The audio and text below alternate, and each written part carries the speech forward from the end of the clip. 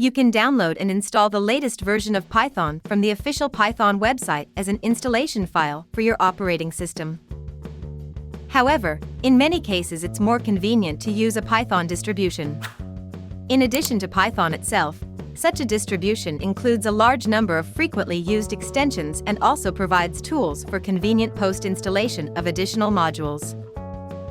Let's consider the Python distribution called Anaconda by Continuum Analytics. You can download the most recent version of Anaconda for Windows, macOS, or Linux. Be aware that Anaconda usually does not install the most recent Python version by default due to its independent release cycle. Note that on Linux and macOS, a Python interpreter is usually already pre-installed.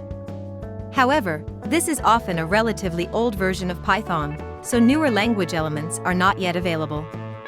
For this reason, we recommend you also use Anaconda on Linux and macOS.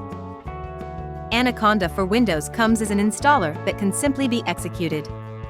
To install Anaconda, just click the Next button several times in the installation program and finally click Install. After installation, you'll see a new group in the Start menu, Anaconda 3. This group includes a number of programs, and at this point we're interested in the Anaconda prompt or Anaconda PowerShell prompt entry.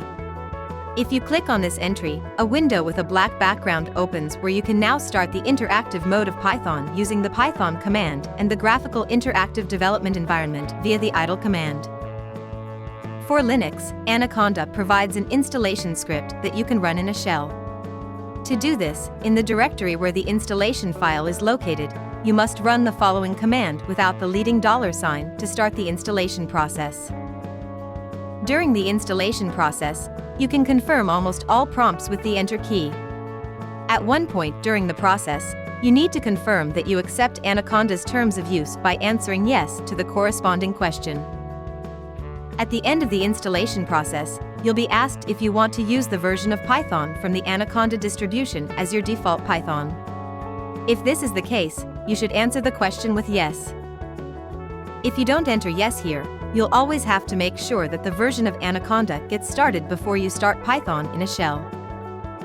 After installing Anaconda, you should start interactive mode or idle from a shell using the Python or idle 3 commands. Note that if you use the Python version included in your Linux distribution, you should be aware that many distributions require you to start Python 3.x via a different command than Python, such as Python 3, because often Python 2.x and 3.x are installed in parallel. On macOS, you can choose between a graphical installer and installation via the command line. If you decide to use the command line, you can perform all the steps in the same way as described in the previous section for Linux, entering the respective commands in a terminal. In both cases, once the installation is complete, you can use Python in a terminal via Python and idle 3. Note that if you forget the 3 at the end of idle 3, the idle version that is pre-installed on macOS will be started. For this reason, you should check if idle outputs Anaconda directly in the first line.